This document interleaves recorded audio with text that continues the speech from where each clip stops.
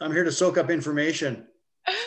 Awesome. It's fabulous. You guys always provide wonderful info and insight. So.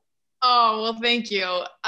It's been a bit chaotic. It's funny for both Jen and I this week because I'm trying to pack and move, and we just sold our house, and it's just that chaos sometimes that life gets in the way of. And then she's moving back into her house. So I said, could you just take the day and get organized and not worry about it? But yeah, I feel like there's a lot of change in the air. Like my biggest challenge right now is just kind of, it's less about software and Facebook ads, but more so just to, like, what's the way forward look like? Because I feel like we're at the very end of the hike, Like, do you guys feel that way a little bit? Yes, no, sometimes. Depends where the clock is on the wall. Yeah, no, yeah. So I have to, the fellow who's been looking after our website and does a great job, and he has, he has the artist background, the graphic artist background and stuff, and does a great job, and then onto Facebook, but he doesn't like Facebook. Right. Okay. And so I was looking for someone to run the Facebook piece of it. And he says, well, I'll do that. And I said, well, you don't like it. And he says, well, I'll do it for you. I'm like, okay, well, you hate Facebook. So anyways, it literally has been a nightmare. Like we kind of put, we were getting new logo and all kinds of stuff done. And then like sales literally stopped, like just stopped, like somebody turned the switch off, and they did. And it just, getting that all fired up. So I'm thinking, well, why am I bringing in more stuff and all this if I can't sell what I've got? Kind of, like just that becomes the more important piece of the whole puzzle. So. Absolutely. And when you say they stopped, was that e-commerce that stopped, or your ad sales that stopped, or what do you mean? Yeah, my e-commerce. So, we started off, I want to say peddling, but selling Jiha deerskin gloves. And Jiha is a phrase that people driving horses use. So it's G to the right, Ha to the left. Oh, cool. And so we started in December, and just whoosh, everything was rolling really good. And we come to the end of December, so we stopped for a bit, because we knew we had some Christmas stuff in there, and we give it a break. And then my friend and Facebook guy, and we've been running under Facebook under a different company that I'd had, like 15 years. Like I set it up. Well, my buddy was driving. Anyways, so it was never, done properly, if you will. It wasn't under Alberta Carriage Supply. It was under a different company, but operated.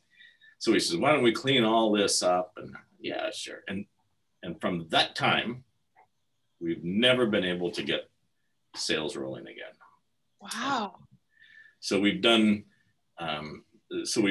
we tried, being very geographic about it, and wider audiences, and into the States and not in the States, and seeing if it was freight. So, we would put in free shipping and taking shipping out. And so just this last week we did, a BOGO, buy one, get one kind of thing, and nothing. So I think we had like 2 sales, so which is nothing. Yeah. And then, so I'm talking with Tim, and I said, like, cancel it. Like, why are we paying? Because we're getting people opening it, but nobody's buying. Yeah, clicking and buying. And, I said, like, and he says, well, I changed the look of the ad somewhat. There's only a couple days left. And he says, but we can count. I said, well, just let her run then. So then in the last couple of days, things change. It's just like, it just seems hard to be that little tweak that would make such a difference. Yeah. I mean, I'm curious to hear Zach's thoughts on this and whether he's doing any Facebook marketing right now. But I think, like, first of all, are you doing any organic content on Facebook that's not boosted, so that you're just like, you have a Facebook strategy where you're posting regularly to it with, Okay. And then you've got a separate strategy that's your paid Facebook posts or ad campaigns? Yeah. All right. Yeah. And is it the same type of content on both? No. So our organic stuff is more information. It's our picture, contest and winners and stuff, so it's hopefully a site where our customers go, and they do. And then our paid ads are literally advertisements, come and buy. So. And if you were to look at them as an outsider, because I mean, there's so many things here. Like for one, are you letting your ads roll long enough? They take some time, right? And then two, who are you targeting? Because it's one thing to have a big, broad audience and we get bigger numbers to say, oh, wow, my click or my cost per impressions was way lower on this campaign, but I'm targeting like a billboard, 1 million people, and only 4% of those people, or in your case, maybe 1% of those people are actually candidates for what I'm selling. So your click-throughs and your conversions are going to be really low. It's like those vanity metrics of high impressions. Woohoo! Well, who gives a crap if it's like 1 million people driving on the 401 that see your billboard? They're not going to act on it if it isn't relevant for them. So that's where we get into the warmer campaigns and the hot campaigns, and our targeting gets tighter and our conversions go up. And sometimes, we spend more, but at least we're seeing sales out of it. So I would ask then, and this is what a Facebook marketer who's into Facebook marketing and has invested some time in it, not saying your fellow Tim doesn't, have time behind it, but someone who's really experimenting with audiences, because it comes down to targeting so much. And then the third piece is the creative, are your ads actually compelling? Are they the kind of imagery or videos or GIFs or whatever it is that people would actually stop scrolling right past and then click through because they're so curious and they want more and they really like what you're selling, Yes. And, so selecting our audience. So if we kind of go pre-Christmas and post-Christmas. So pre-Christmas, I could go in and I could select draft horse. I could put driving horse, carriage horse, all those in, which, so really gets it down there kind of thing. And I could put in breeds and all. And now it doesn't let you do that anymore. And they're just gone. And I'm like, wow. But of course it's updated and it's better. Yep. And then getting the background numbers is, is a bit of the challenge too. So, okay. So if I'm reaching these people, are they actually going to the store? Or are they just clicking on, yeah. And so, can I ask, because I've never targeted for horse carriages and different stock of horses, is that an interest-based targeting? Or are you targeting similar pages, or what? When you said you're able to get that specific, what were you using? What parameter was that? That was interests. Interest-based. So people that were interested in, and then why was that removed? Do you know? That doesn't sound like a controversial or loaded topic to me, or one that's gender-based or political. So I'm curious why that interest disappeared. I have no idea. And that's so, in one of these conversations where I was trying, to be polite with the word Facebook, and I can't remember whether it was you or, they said, yeah, we'll set up 5 companies and we'll get 5 different kind of responses out of it. And it's like, and so in my brain, pre-Christmas, I could select all that. Post-Christmas, when we changed and, made everything proper, I couldn't anymore. And I don't know where that difference would be. Got it. I really don't know that was a Facebook thing. So I do feel like perhaps it's in your audience setup. I just have a hard time believing that interest was removed. Facebook definitely has had to button up some of their, more kind of questionable practices, or they've had to get, for example, you can't gender target like you used to, or age target. You have to declare if you're in a special housing category, or just anything that could basically say you can target. It's unfair of you to only target those people with your ads. Anyway, it's changing all the time, but what you're describing, I don't think is part of that. So I would suggest that maybe when your audience has got cleaned up, which best intentions, I've done this myself many times, you look at these audiences that have been built over years, and creating audiences in Facebook Business Manager is the number one, and I would argue most important step before you start paying for anything on Instagram or Facebook. You create your audiences. And sometimes best intentions, cleaning those up can remove some of those really specific targets that you had, and that those audiences were optimized over time too. Like Facebook learns as it goes what your best audiences are. And those are dynamic audiences, dynamic advertisements. They'll start serving it up so you get the best results. Yep. Kind of like, yeah, starting with a blank slate and then having to give it the time to learn again, or for you to learn as to what's working, and then to continue segmenting and better kind of filtering those audiences into more specific groups. And okay. Dale's asking, Dale, the name of your business, Alberta Carriage Supply, right? Yes. Yeah. Got it. Feel free to pipe in, other Dale and Zach. Zach, do you have anything to add to this yet? No, not yet. I was just kind of interested in exactly wondering what exactly you sell, so I get a bit of better understanding. We have this huge market. If you want to drive your horses, we help you put them to work. So we sell harness, equipment, training, and actual horses as well. So that's so cool. So do you work mostly in heavy horses then, Dale? Yeah. Yeah. Okay. Okay. My wife is a horse person, so. Yeah.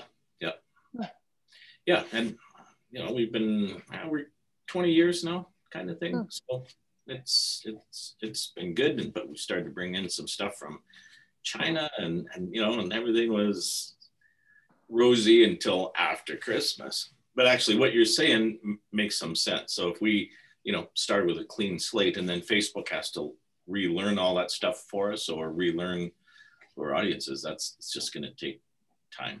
Take some time, as do you, right? Like I find that when my audiences aren't performing very well, my ads, it's because of the audience. It's always goes back to the audience. I can often say, well, the creative, but if it's even half decent, compelling creative, so the right headline, the right tagline, and a great image, you can do pretty well. But if you're targeting the wrong people, yeah, they're not going to click through and your ad will fall very flat. Yeah, sorry. Is there people that like in this area that do something very similar to what you do, like direct competitors that you have? No. Okay. And that's awesome. Pre-Christmas, like, so we had to, you know, we went both Canada and the United States. But we were able to, you know, zoom in on draft horse and those interests. And we sold as many into the States as we did here. After Christmas, no, nothing in the States at all. And you know, you're trying to find that same target and it doesn't come up. And, you know, horse will come up, but that includes, you know, 5-year-olds who are playing horse video games kind of thing. And, you know, like, which is as far removed as, so it's been, and then we could get into Google ads. Well, that's another whole, yeah, another whole piece. Yes. Well, first of all, before we move to Google ads, can I be so bold as to ask Dale, what are you spending on your Facebook? What's your media cost on Facebook per month? We're kind of $1,000 a month. Okay, that's significant. It's not nothing. And our clicks are really cheap because, you know, we're not competing in that group with a lot of others. So I think we're 30 cents or something like that. Oh, that's excellent. Honestly, that's really good. Anything below $1 these days, I feel like is decent. But again, are they buying from there, I guess is the thing. And then can anyone anywhere in the world buy your products? Yeah. Oh, that's amazing. Huh. And we just, I mean, we, you know, in our ads, we just geographically chose, you know, North America in essence. Mm-hmm. So, but.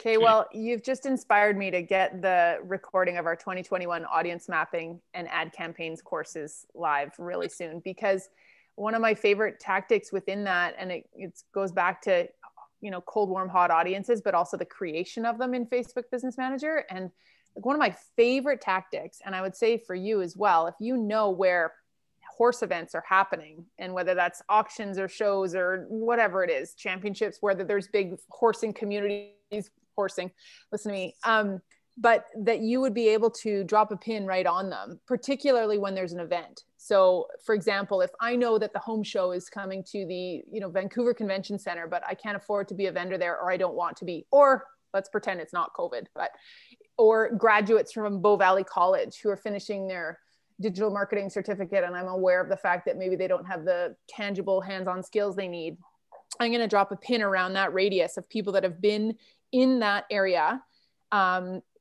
in the last 7 days, and they don't live there. That's not their postal code, but they've been there. They've traveled to there. So you can do these kind of different, it's all based on the pinging of cell phone towers from our cell phones that show where we've been and whether or not we're permanent residents.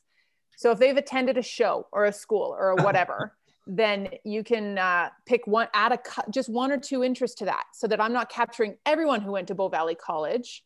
I'm capturing just those who have an interest in digital marketing and social media.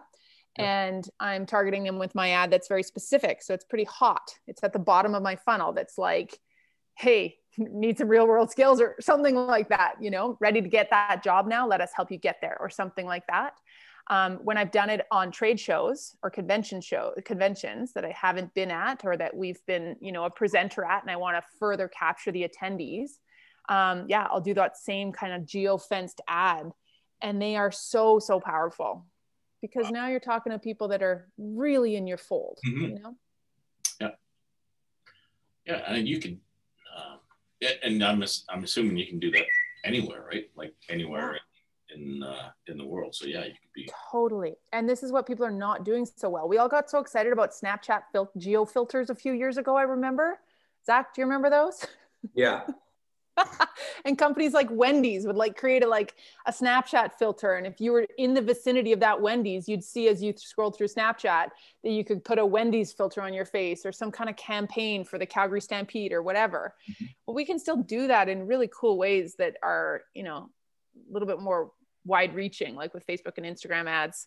But yeah, that targeting stuff. And really that's where we get into pixel traffic and pixel ads. So you're not just doing interest and awareness-based targeting, which is super broad, but you're getting down into those custom audiences where it's lookalikes. So if you build that audience for the Spruce Meadows crowd, because you targeted them during the National on June 1st to 15th, you got all ends of them. They were there at that time. That is the perfect audience for you to drop a pin around in a radius of 2 kilometers. You can get super tight. You're going to target them for 4 weeks afterwards with a series of ads that build on each other, perhaps, especially if they click on it. Then you can get them again with a more targeted ad. So they're moving through the journey or the funnel. But then you can create a lookalike of those same people that live in Georgia or Nashville or Bahrain, whatever you want. And it's really, really powerful if that's how we start to use it. But most of us don't get that far. We get a bit lazy, myself included. Sure, Lethbridge females who like magazines. Great. Yeah. Why is this costing so much? Mm-hmm. And to be honest, I'm not an analytics person, but once you get into that stuff, it's actually really fun, because I will say that, especially as entrepreneurs or freelancers, but anyone who needs to see some results and feel good about ourselves and make our epic efforts worthwhile, once you start seeing sales roll in from that stuff, it's so addictive. It's like this game that anyone can figure out. And the Facebook dashboard, Business Manager, is very overwhelming until you play in it a few times. And then it becomes super familiar and really kind of fun to go in and change up that audience or that ad a little bit, turn off the ones that aren't working and turn up the ones that are, and start to become a numbers person. Yeah. Wow. Zach, are you doing any Facebook ads or, oh, sorry, Dale, go ahead. No, I feel guilty. No, this is great. I'm glad you've given us something to talk about. Eating up the whole thing. It was like I was in naivety thinking, oh, well, I can see all the numbers. I can see where they're coming from, where they're going, and on and on and on. And you kind of can, but you know, it's almost like a specialty. Like you have to know how to and where to and the whole piece behind it there. So totally.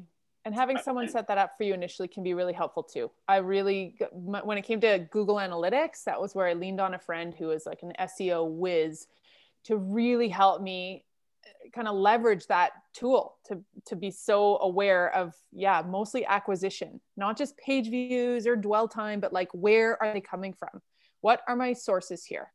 And how are those changing over time? And what do I need to do to capture leads that are bouncing quickly or that are coming in from Facebook but not converting, whatever it is. So the setup sometimes is the key, and getting taught in how to read it and then run with it. And despite all these frustrations and my potty mouth, thanks to Facebook, you know, I'm long enough in the tooth to remember buying magazine ads, you know, and really? paper ads, Oh, that's you know, awesome. and it was like, your choice was the front page, the sports section, you know, and that was it. And you had no idea, like, you know, I find this way better. Oh my God.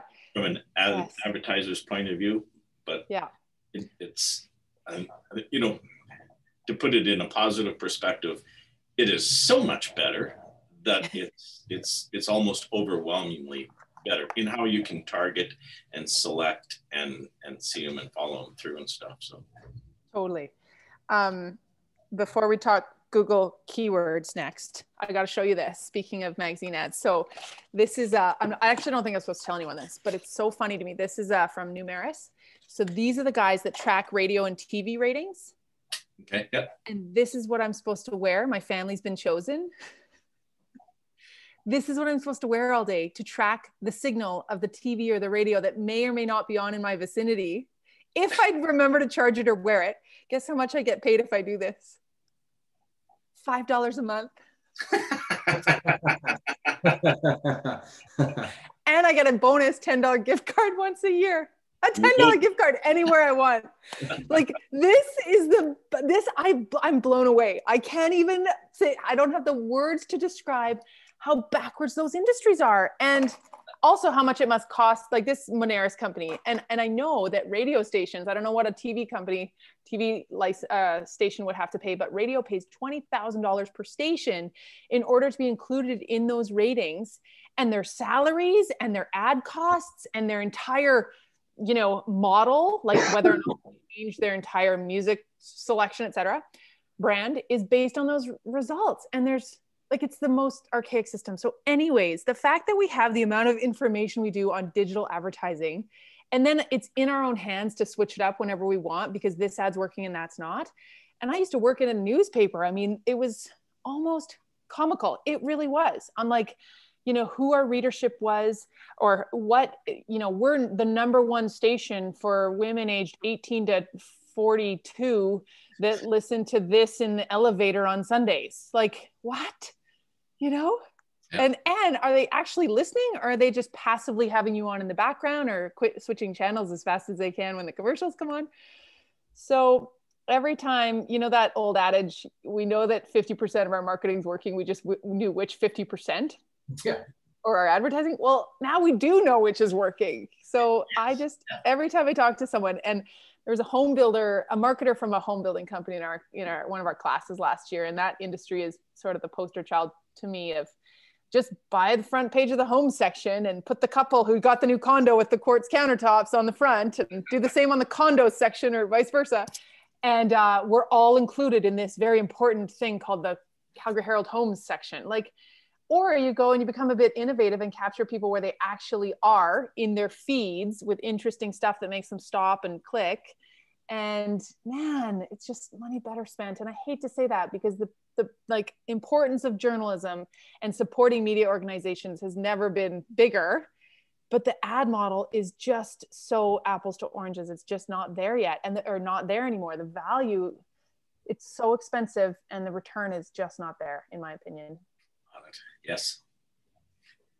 And in home, I have a friend who's builds decks and basement renovations, and we're having a chat. Anyways, his click is over $20, like in his Google ads. He said, like, it is ridiculous. Google. Yeah. And, you know, but it's so competitive that's, you know, and I was thinking, like, wow. That is a lot. Yeah. Okay, let's talk Google Ads. Has anyone been running Google Ads? You have then, Dale? Yeah. Yeah. And what's your cost per click on Google Ads? I have had, so when we put Google ads out and Facebook ads out. And I was, in my brain, Google ads was going to take care of everything. And Facebook ads would just, everything, all our sales came from Facebook. Google ads have done absolutely nothing for me. Interesting. And then as we were looking at the numbers, well, we're getting all these clicks. And I said, well, who's clicking? It was actually kids. There is some game, some horse game, and there's like thousands of kids that are clicking and coming through. And I was like, it pains me to hear. Oh, man. So we have to. So it was like, all right, let's get Facebook working again, and then we'll work with Google ads. And by then you'll have your courses up, so then I can educate myself a little bit. And we do have a Google ads course up right now. It's in our digital marketing certificate, and an advanced Facebook advertising course. I shouldn't tell you they're not ready. It's just our 360 series of smaller courses that are like more bite-sized. We have some new ones coming up, but the Google ads piece. So like that one has skyrocketed over the last couple of decades. We've seen, you know, what used to, maybe if I was bidding on Facebook marketing or marketing training 6 years ago or 10 years ago would have been $2 a click. And now it's the same thing, $34 a click.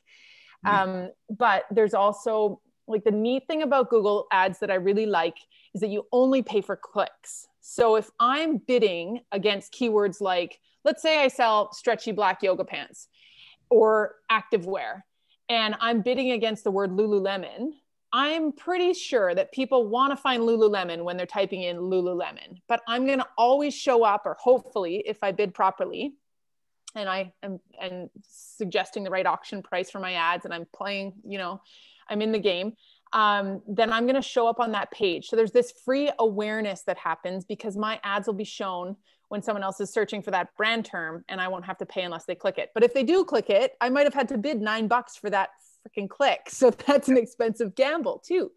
But I do like that you only pay for cost per click or actual click-throughs. However, the competition now on Google ads is so high, especially in some of those keywords. The neat thing though, my favorite piece of Google ads is the keyword planner. And we talk about this in a lot of our content courses, where it's just a great tool to use for blog post titles or, you know, content that's like organic content. You don't have to go through with purchasing your ad campaign, but you can use their keyword planner. That's step one almost in your Google ads building. And it shows you what people in your fold, what kind of search queries they're using, what kind of terms they've used when they have found your website, how much you're going to pay to bid on that word, in what region, at what time of year.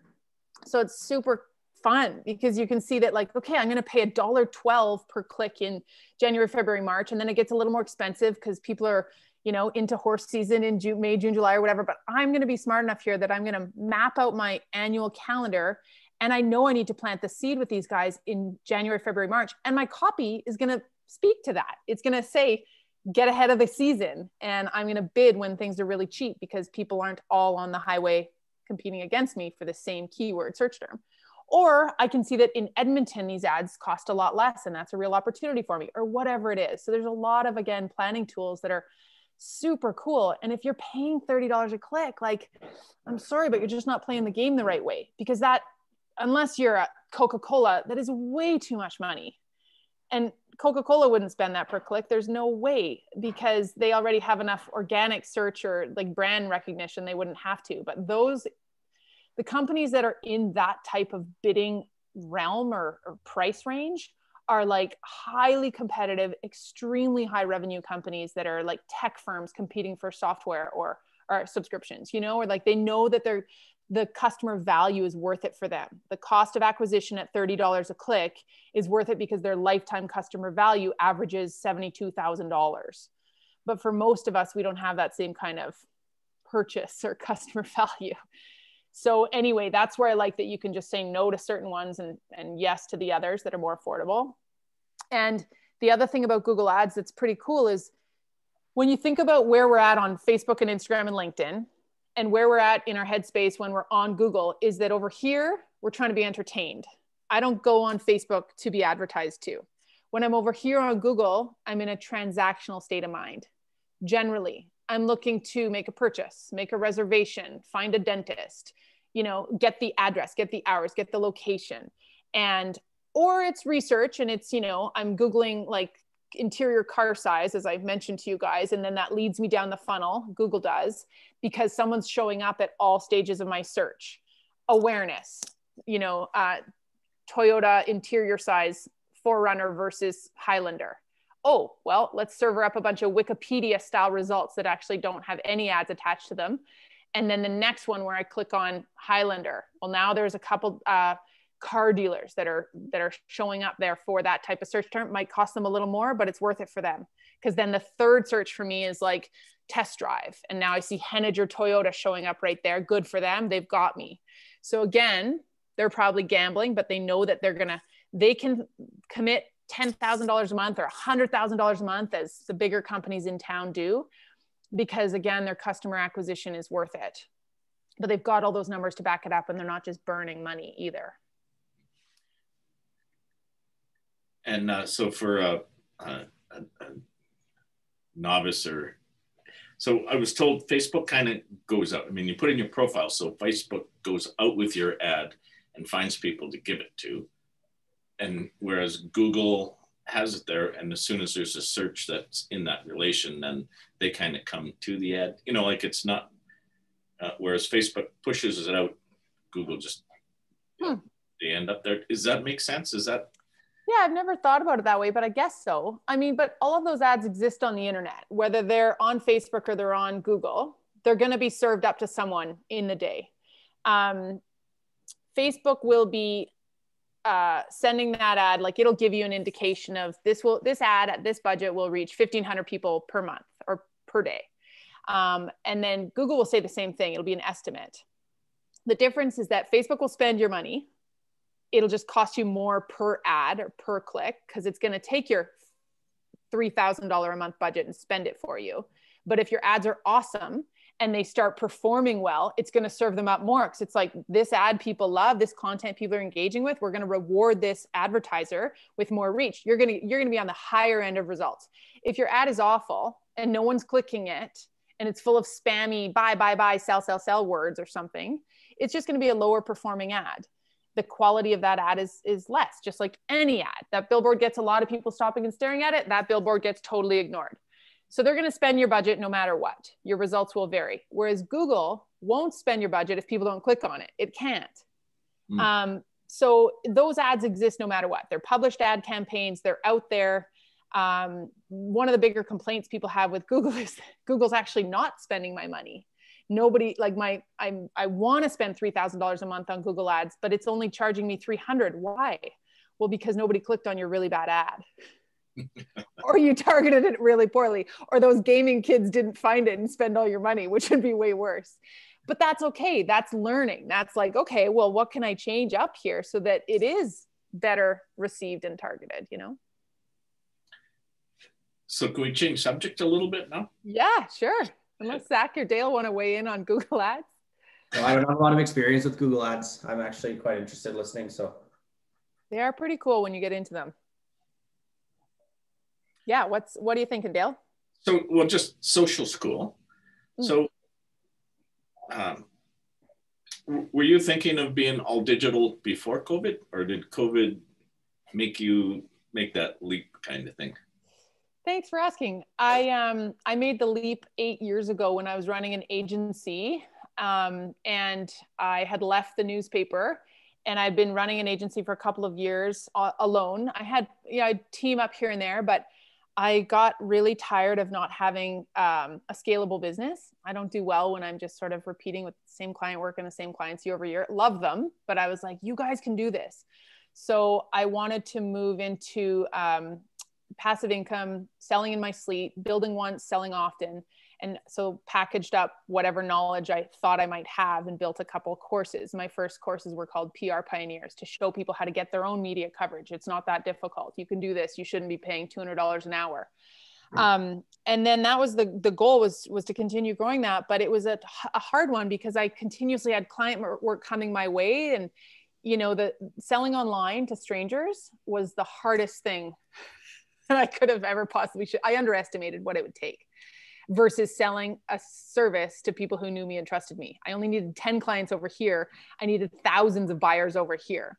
And also I just really like the client interaction, and every client job would teach me something that I could turn around and teach to my students. So I maintained a 50-50 balance for some time until 2015, when I was like, enough. I want to go straight to like just school. I've got to get out of agency world. I had a partner at the time we formed an agency, and she took on the client division. I took on the education division. Before I knew it, we started adding conferences, workshops, classes. Oh, I'm going to go build a campus. So all of my digital courses took a back seat to those live events. And that was where I made a mistake. And I did launch a membership in 2015 called the Social Club. But at the time, we didn't have enough free content to support gated paid content that people would pay for on a monthly basis. And I didn't yet know what they really needed. So it was tough to justify having a paid membership. Nobody needs more paid blog posts to ingest on a monthly basis. And I didn't want to open the gates entirely to all my online courses to be like, well, if you're a member, they're all free. Like it didn't add up. So what COVID allowed me to do was get off the live events train. We ran 19 conferences in 2019, plus another 40, workshops and then classes every day. So when we were in a 20-day work month, we were teaching or out of the office 18 days on average. So it was nearly impossible to create this great online scalable backend. And the other thing that I learned is that when people would attend our conferences, they went from 1 day to 2 day to 4 days. We started running these 4-day events in the social cities tour we'd go into. And what I thought was, well, after this, they'll be so excited that they'll then go buy our online social media marketing certificate. Well, no, we had overwhelmed the shit out of them for 4 days. The last thing they wanted was more learning, So COVID allowed me to finally double down on what I set out to build 8 years ago, which was like a truly scalable online business, and to now be able to support students properly, like as they're going through programs. We were just so swamped before with live events and teaching every day in class, not scalable, that we couldn't really do that. And it's not for everyone. Like my former partner, Sarah, loves client work, and she absolutely can't wait to sink her teeth into someone else's project. But I'm too old and too tired to do other people's work and build their business. I'm like, I want to build my own business, but help people along the way, So when I seen the relaunch part, like I had taken your courses and stuff, and it was like 4 days of wow, just yeah. Almost too much, when we were done, and I'm, you're trying to make notes, but if I'm writing notes, I'm not listening. Like I can't. Yeah. So, you suck it all in. The smaller broke down online courses for me work way better, and then if it's supplemented with a conversation like this, Totally.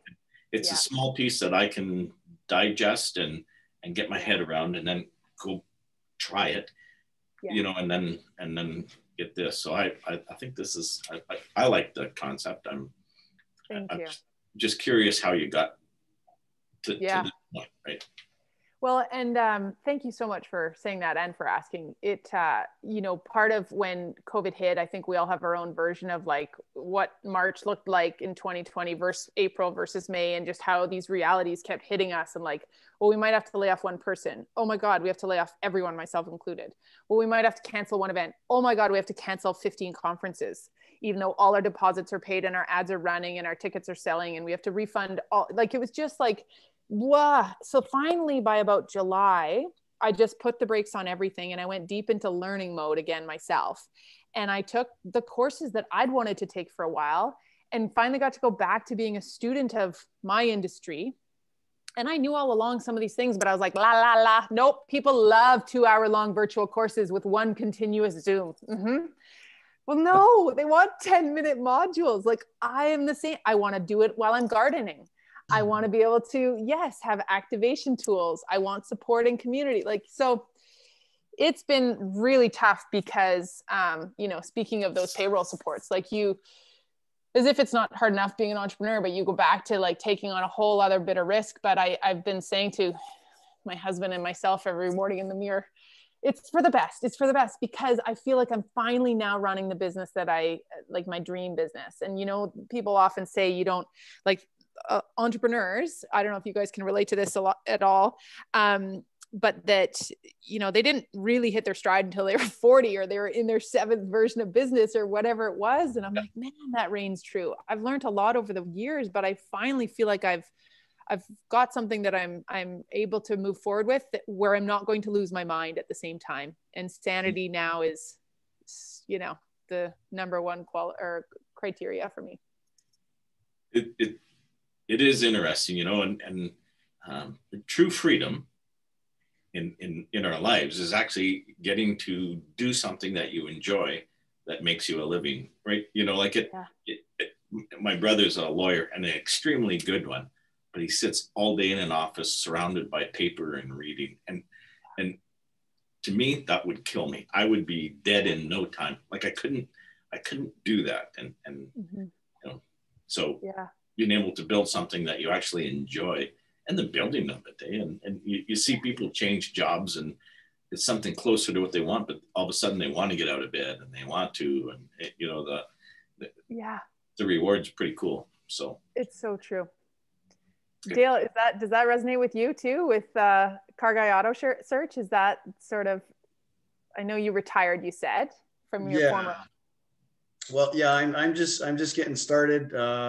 You know, like with the wage subsidies and stuff like that. I don't have any employees. The only employee I have is myself. So I'm the worst employee and the best employee. I'm the busiest, and I'm also the laziest. Just finding, I'm trying to grow it in such a manner so that it will be automatic. Everything will flow automatically. People will list their stuff. People will buy their stuff, sell their stuff. Everything will happen automatically. So, but yeah, my whole goal is to, like you say, Dale, is to do something you love. I want to build hot rods. That's what I want to do. So I want everything to flow nicely enough so that I can make money in my sleep, and I can go back out into my shop, and I can put together the 37 Ford pickup that I got sitting there. I can finish the 79 Camaro that's sitting there for a friend. I can build the 3rd gen Camaro that I got sitting waiting, that I have crazy plans for. But it takes money. You need time, tools, and talent, and money. And I have the time, I've got the tools, and I've got the talent, but right now I don't have the money. So. Well, I think what you've built is brilliant. Mm-hmm. I think I think it's gonna change the way people buy and sell. Cool. And so, you know, you're kind of it. I don't know of an entrepreneur that isn't in that same boat. Like they have the drive and the energy, and you know, and you spend most of your time trying to figure out where money's going to come from, and then you go, okay, well, if this works, I can, and chicken and egg, and like, oh. But that's the fun of it, right? I mean, it's the good and the bad. Like it drives you bonkers sometimes, and you lose sleep, and you on and on and on. But you know, next time's easier. I would love to know from you guys, and Zach as well. One of my bigger issues is that the minutia. I get really mired with details and, you know, perfectionism sometimes to a fault. Like I just want to keep tinkering on that Lego project, i.e. the website. I don't want to start having to sell and serve. And I'm afraid of failing when that happens. But if I'm just building, they will come, or I'm on my own, and not responsible to anyone, you know. But I also feel like on the flip side of that, one of the biggest things that's helped me is that I know the technology that's running my business. Even if I wasn't born knowing it, I've forced myself to learn it, whether that's because of funds and necessity, or because of stubbornness. I want to figure out that platform. But then I also feel like it's really nice because you can troubleshoot fast, and you can then iterate those ads yourself, Dale, or other Dale. You can know when something's off in the buying process, and you don't get hung up by those little tech glitches along the way that sometimes can actually be harder than the service or product itself. Like that's the easy part. It's the foundation or the framework of the tech of the business, especially if it's an online one, that can throw you right off. Are you guys finding that? Yeah. And that is, you know, back to the time, talent, and money, like knowing what your talents are, and you know, and sometimes you just have to hire, you know. So Tim, the fella I use, has built ads and websites for me for a long, and I like what he does, and so I just, this is what I want, you know, this is what I'm trying to do, and let him do it, and you know, I'm a copywriter, and you know, we make it up and what the subjects and everything are, and but she writes it, and if I had to write it, like, it wouldn't be as readable. You wouldn't enjoy it. Like,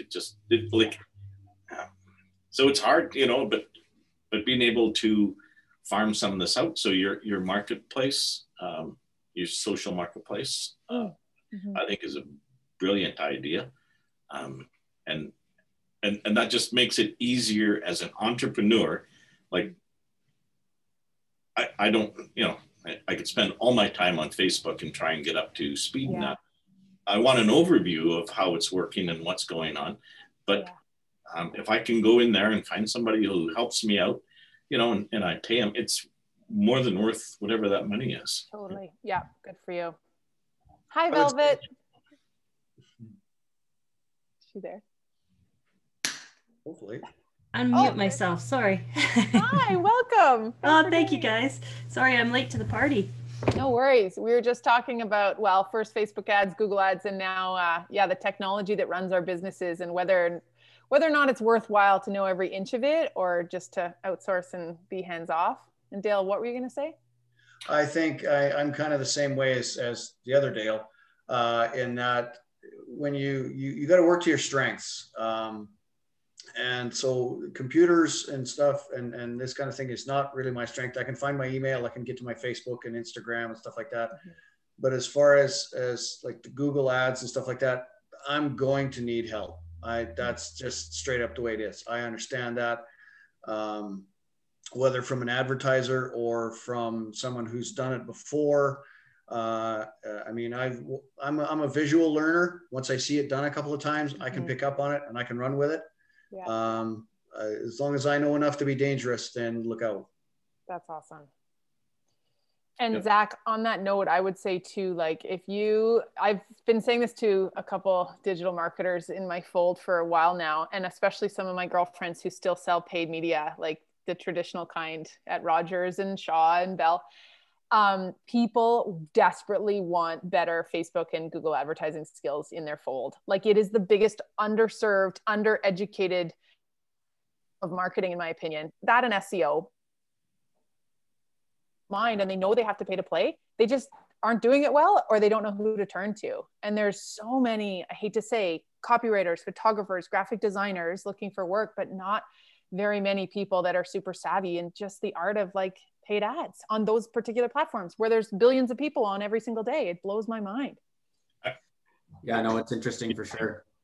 You're bang on. Like, I have tried to find, you know, just a Facebook expert kind of thing, and good luck. You know, like, to your point, you get lots of graphic artists and copywriters, and I do that too, and I do that, but you know, it's, well, do you do Facebook ads and maybe copyright too, kind of, you know, like, to find somebody who's truly an expert in it, it's tough. It's true. And someone who's hungry for the results of it. You know, they're not just, okay, I'll try this, I'll try that. I spoke with a bank yesterday trying to pre-qualify for a mortgage. And the best line that she said to me, she goes, Kelly, I love a challenge. We're going to figure this out. You just leave it with me. And I was like, yes, thank you. This is not my forte, but the fact that you feel excited about, you know, figuring this puzzle out for us is amazing. I think where one of the struggles really comes in for a lot of people is, especially like speaking from someone who just graduated university, we still don't really get a lot of technical training on quote unquote digital marketing in school. We still spend a pretty decent amount of time, specifically in the beginning of our degree, on the traditional side of media. So learning how to write news releases, press releases, you know, newsletters, all of those things that are still super important, and they give you a good foundation, but may not necessarily be the most practical thing to apply when we get right out of school. And so I think people might struggle because they may not look as, like, they may not think that a online learning sort of certificate is going to mean as much as a degree, but that degree may not actually teach you everything you need to know to be super, super helpful to a client, like right out of school. You have to spend so much time outside of your university classroom learning about those things. And I think once universities start to transition to understanding the importance of social media ads and just digital marketing as a whole, I think there's going to be a lot more people out there that are available to actually be helpful to people in those fields. Yeah, it's true. Even like my sister-in-law, Jess, I was talking to her last night. She's in Edmonton and she just got a new job with a tech firm based out of Vancouver. And they are basically a tech firm that helps people reclaim their shred credits from the government. Like, it's interesting, but it's all built on AI. So we'll just call it an AI tech firm. And they just did a $25 million raise. They are growing, she said, like 20 people per week. They were at 65. She's like, we're going to have 100 people by next week. It just is exploding. And I said, who are these people you're hiring? What are the jobs? She said, every single one of them is a developer. And my aunt, who has been an educator, she's worked at MRU and she's been in the post-secondary industry her whole life. And she said, God, those post-secondaries got to get on it, you know? And Jess was like, yes, they do. Like, even, so to your point, Zach, like the marketing communications departments need to start using the words Facebook, Instagram, LinkedIn in their course curriculum and teaching to those platforms. They're not going away. And the computer science departments, which are maybe one step a little bit further ahead with like training coders and developers, they too can't keep up. And there's so much work to be had in that realm. It just fascinates me that there are so many people out of work, and yet there really are these like skill gaps. But I will end by saying, and then let somebody else talk, and would love to hear from Velvet, that the thing about it with, for example, the Facebook advertising interface or the Google Ads dashboard, you can learn it fast. Like, you can take a couple courses and play in it for a week and know as much as someone who's been in it for a long time. You just have to have a little bit of a budget and a pretend or real account or two to experiment with. And like, it's so cool in that way, because you don't need a textbook and you don't need a degree in it. You just need time in the platform and some experimentation.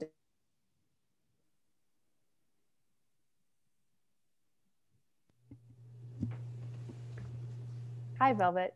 Hi, sorry, you cut up a little bit there, so I didn't hear your end statement. Oh, yeah, I think too with Facebook and stuff, it's just such a ever changing. Like, they change what you're allowed to do, what you're not allowed to do, the certain words and stuff that you can use in your ads and stuff too. So unless you're in there and playing it around and really paying attention to the stats and the information that they give back to you, it's just, you got to have time to commit to that. And I mean, I'm like everyone else here. It's been such a new platform to start advertising and stuff on there. I've taken a few courses from some marketing experts that claim they're marketing experts in the Facebook and realm, and they tell you where to go and where to look at all these stats and stuff. And I think even a couple of the girls you've brought in, Kelly, have kind of tried to show that back end stuff, but until you're ready to kind of dive in there and really pay attention to all of that stats and what words work and what words aren't working and what picture works and all of that, it's the secret sauce you're trying to break everything down to. Yeah, you're right.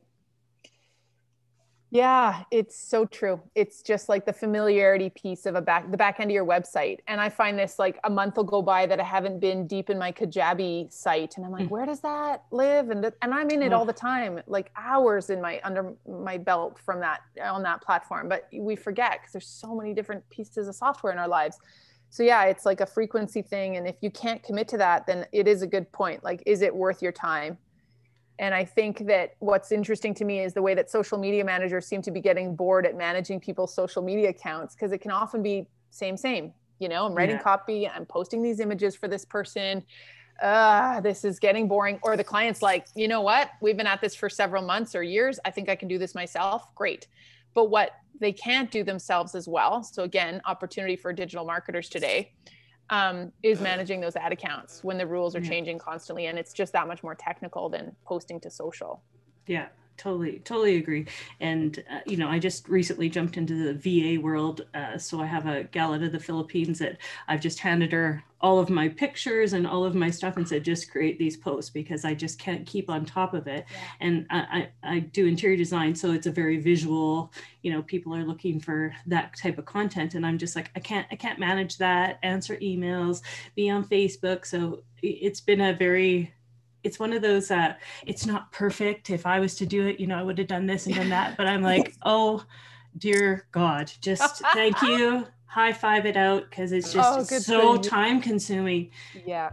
So, yeah. That's awesome. Oh man. Okay. Well, last question that I have for you guys, and then we'll wrap and start our weekends maybe.